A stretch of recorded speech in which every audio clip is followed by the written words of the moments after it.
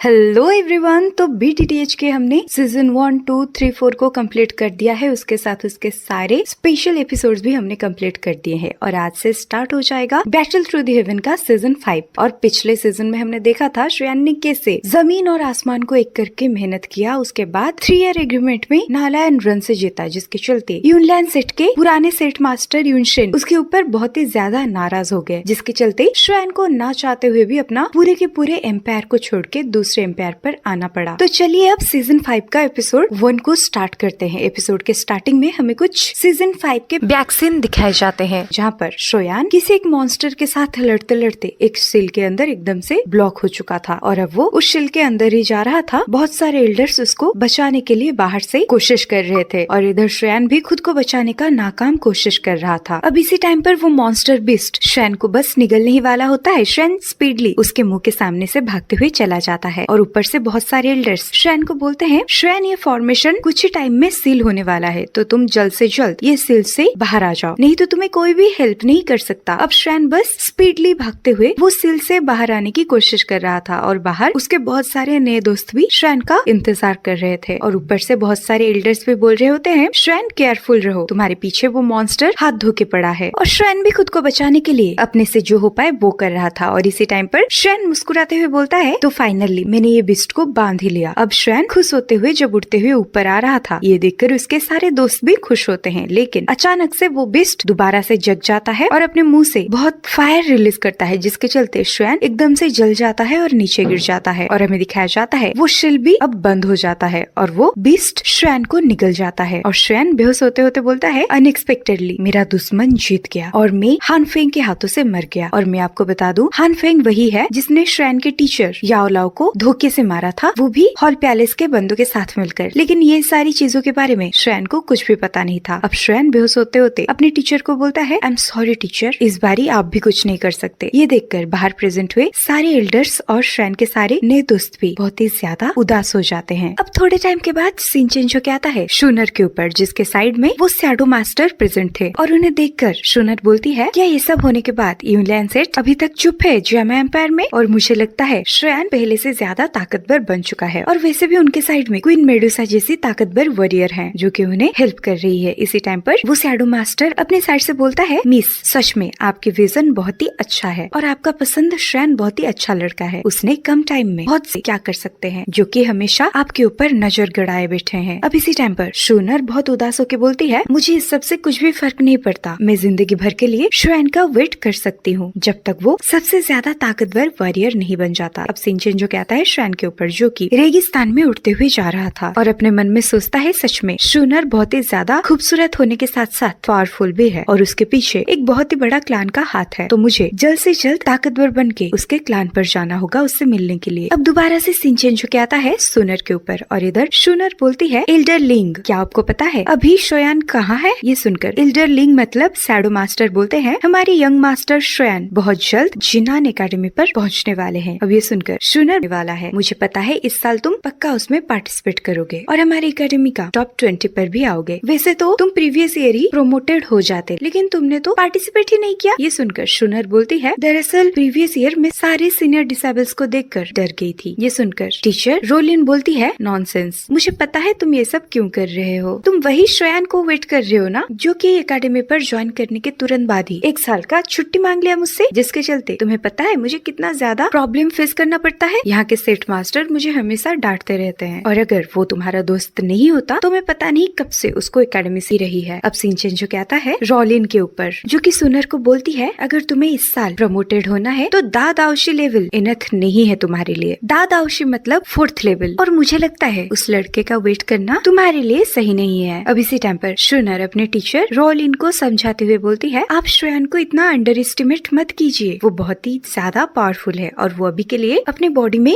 Dowling level का powers रखता है, मतलब 6th लेवल का पावर्स रखता है। अब उन दोनों के वहाँ से जाने के बाद ये सब सुनकर पीछे खड़ा हुआ वो सीनियर को बहुत ही इग्नोर कर रहे हो, मैं बस देखना चाहता हूँ तुम जिस बंदे के लिए वेट कर रहे हो वो बंदा आखिर है कौन। अब सीन चेंज होके आता है श्रेयान के ऊपर। श्रेयान उड़ते हुए जब रेगिस्तान में जा रहा था, उसके टीचर उसे बोलते हैं, तुम ऐसे उड़ते हुए मत जाओ, चल के जाओ, नहीं तो यहाँ पर बहुत सारे लुटेरे रहते हैं जो कि तुम्हारी ये यूनिक विंग से अट्रैक्ट होके तुम्हारे ऊपर हमला कर देंगे, तो तुम जल्द से जल्द अपने ये पर्पल विंग्स को अपने अंदर छुपा लो। अब याओलाओ श्रेयान को समझाते हुए बोलते हैं, ये ब्लैक हॉर्न बहुत ही फेमस जगह है और तुम्हारे पास जो purple cloud wings flying skills हैं वो बहुत ही ज्यादा रेयर है। अगर ये रेयर ट्रेजर को तुमसे कोई ताकतवर इंसान ने देख लिया तो वो तुम्हें मार के तुमसे ये छीनने की कोशिश करेगा। ये सुनकर श्रेयान हंसते हुए बोलता है, मुझे नहीं लगता आपके होते हुए ऐसा कोई हिम्मत भी करेगा। अब श्रेयान जब चलते चलते ब्लैक हॉर्न डेमन के मेन गेट पर पहुंच जाता है, उसके ऊपर अचानक से एक तीर आता है। ये देखकर हूँ आगे तो जिसने भी मेरे ऊपर ये क्रॉसबो थ्रो किया वो क्यों किया वो मैं जानना चाहता हूँ। अब इसी टाइम पर श्रेयान के सामने एक कालू सा डाकू जैसा दिखने वाला बंदा प्रेजेंट होकर बोलता है, क्या तुम पहली बार ब्लैक हॉर्न डोमेन के अंदर जा रहे हो और क्या तुम्हें यहाँ के रूल्स के बारे में कुछ भी नहीं पता? जब तक तुम ये गेट पे ब्लैक हॉर्न डेमन को पैसे नहीं दे देते तब तक तुम्हें यहाँ पर एंट्री नहीं मिलेगा। अब ये सुनकर श्रेयान बोलता है, कितने पैसे? और सामने वो बंदा बोलता है, 500 गोल्ड कॉइन, मुझे जल्दी से दो, मेरा टाइम बर्बाद मत करो। और मुझे लगता है तुम्हारे पास इतना ज्यादा पैसा तो होगा ही नहीं। मैंने सही बोला ना? लेकिन इसी टाइम पर श्रेयान अपने स्पेस रिंग से 500 गोल्ड कॉइन निकालता है और उसके मुंह पर फेंक देता है, क्योंकि श्रेयान वहाँ पर कोई भी अफला तफली नहीं चाहता था, नहीं तो वो इजिली ये कालू से बंदे को हरा देता। अब वो कालू बंदा अपने हाथों में आ सकते हो। अब दोबारा से पीछे से वो व्यापारी श्रेयान को रोकते हुए बोलता है, आप मुझे बहुत पसंद आए तो मैं आपको अपने साथ पिलाना चाहता हूँ। ये सुनकर श्रेयान आगे बढ़ने लगता है तो दोबारा से वो व्यापारी श्रेयान को पीछे से रोकते हुए बोलता है, मिस फंक्शन हाउस बैठा है और मैं भी वहीं पर ही जा रहा था और ज्यादातर लोग उस जगह पर बहुत सारे यूनिक ट्रेजर्स को हासिल करने के लिए जाते हैं और अगर आप अकेले ब्लैक हॉर्न डेमन सिटी को पार करके वहाँ पर जाना चाहेंगे तो मैं आपको बता दूं, ब्लैक हॉर्न सिटी के बंदे इतने बड़े कॉन्टिनेंट में बहुत सारे पावरफुल स्ट्रेंज पावर्स भी मौजूद हैं और बहुत सारे पावरफुल क्लान्स भी है और उनमें से हॉल ऑफ सोल्स के बंदे एक हैं और वहाँ के बंदे बहुत ही ज्यादा पावरफुल और मिस्टीरियस भी हैं और वो लोग मरे हुए बंदों की आत्मा को सेंस भी कर सकते हैं। ये एबिलिटीज भी उनके पास है और जो बंदों के पास उनकी जिंदगी में हेविली फ्लेम होते हैं वो मरने के बाद सोल पैलेस के बंदे उनके आत्मा के पीछे पड़ जाते हैं और मुझे वो सोल पैलेस का बंदा इसलिए सेंस नहीं कर पाया क्योंकि मेरा ये ब्लैक रिंग रिफाइन हुआ है सोल स्पिरिट पावर से, जिसके चलते मैं उसकी आंखों से बच गया। लेकिन वो लोग मुझे जल्द ही ढूंढ लेंगे। अब ये सुनकर श्रेयान बोलता है, टीचर आप इतना ज्यादा टेंशन मत लीजिए, मैं डेफिनेटली जल्द कॉलिंग को तैयार कर दूंगा और आपके लिए एक बॉडी प्यूरिफाई कर दूंगा। अब इसी टाइम पर याओलाओ बहुत ही ज्यादा मायूस होकर बोलते हैं, अब सब कुछ तुम्हारे ऊपर ही डिपेंडेबल है, जितना जल्दी तुम ताकतवर बनोगे उतना जल्दी तुम मुझे बचा सकते हो। अब इसी टाइम पर श्रेयान भी काफी जोश में बोलता है, डेफिनेटली मास्टर, मैं आपको ऐसे डेंजर में तो बिल्कुल भी नहीं देख सकता और मैंने अपने आंखों के सामने से देखा है वो हॉल पैलेस का बंदा कितना बेरहमी से वो सोल पर सिर्फ दंगे और फाइटिंग सी होते रहते हैं आए दिन। और ऐसा भी बोला जाता है हेयन सिटी पर बहुत सारे मर्डरर और टेररिस्ट भी रहते हैं, लेकिन उसके साथ वहाँ पर बहुत ही ज्यादा रेयर यूनिक इंग्रेडिएंट्स और ट्रेजर्स भी हैं, जिसके चलते वहाँ से बाहर के बहुत सारे लोग आते हैं वो यूनिक चीजों को लेने के लिए। और सबसे ज्यादा इंटरेस्टिंग चीज ये है कि श्रेयान वहाँ पे पहुँचते ही उसे एक मेडिसिन शॉप मिलता है जहाँ पर बहुत सारे रेयर मेडिसिन होते हैं, लेकिन श्रेयान उसको खरीद नहीं पाता क्योंकि उस दुकान के प्राइस बहुत ही ज्यादा एक्सपेंसिव होता है जो कि श्रेयान अफोर्ड नहीं कर पाता। अब श्रेयान अपने टीचर याओलाओ के गाइडेंस में बहुत सारे ग्रीन स्पिरिट पिल को रिफाइन करता है ताकि उसको बेच के वो गोल्ड कॉइन हासिल कर।